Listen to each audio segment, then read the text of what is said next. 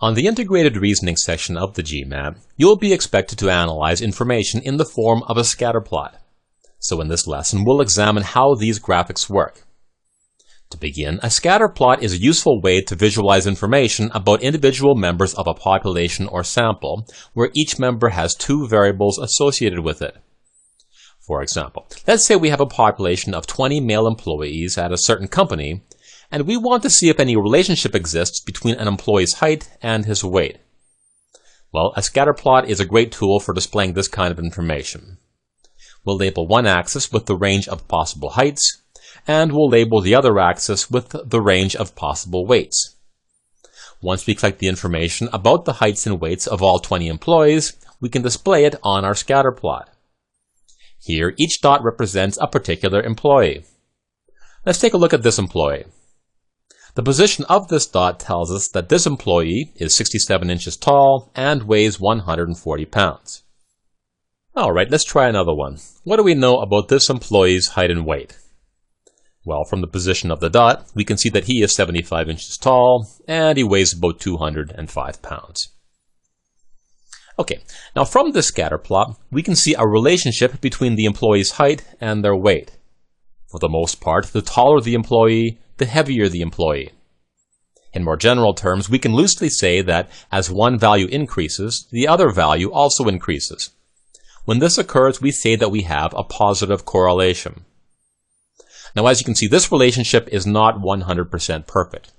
For example, this dot represents an employee whose measurements do not fit very well. While this employee is the second tallest in the group, he's also one of the lightest. So the relationship isn't perfect. Now later on, we'll examine something called the strength of a correlation. For the time being, however, just recognize that there appears to be a relationship between the height and weight among these 20 men. Alright, now when it comes to scatterplots, we need to know the term regression line. This is the line that best fits the data points. So if we were to draw a line that best fits the given information here, what would it look like? Well, it would look something like this. Now please note that there's a somewhat complicated algorithm for calculating the regression line, but we don't need to know how to do this for the GMAT. Just know that if a scatterplot includes the regression line, then this is the line that best fits the given data points. Now I should also mention that on occasion a scatterplot may include a second line. The parameters of this line will be defined somewhere in the question. For example, let's say that this purple dotted line represents what Dr. Jones thinks represents the perfect weight for a given height. So if a dot lies directly on the purple line, then according to Dr. Jones, that person's weight is perfect for his height. Given this, a question might ask you to use the purple line to determine how many employees weigh less than their perfect weight. Well, here's one such employee. This man is 67 inches tall and weighs 140 pounds. However, according to the purple line, the perfect weight for a man this height is 147 pounds. So according to the purple line, this man weighs less than the perfect weight. In fact, since all 5 of these men are below the purple line, we can conclude that there are 5 men who weigh less than their perfect weight. Okay, now let's examine a different scatterplot. In this scatterplot, we're going to compare the elevation and the average annual temperature of 14 different towns in a certain country. See if you can predict the pattern here. What kind of relationship do you think exists between the elevation of a town and its average annual temperature? Well, did you picture something like this? We can see that as a town's elevation increases, its average temperature decreases. When we have a relationship in which one value increases while the other value decreases, we say that we have a negative correlation. Now, while not all scatterplots on the GMAT will feature a regression line, I'm going to add one here for good measure. Okay, now let's examine one more scatterplot. In this one, we're going to examine the GMAT score and the height of members in some group. What do you think this scatterplot is going to look like? Well, let's say it looks something like this.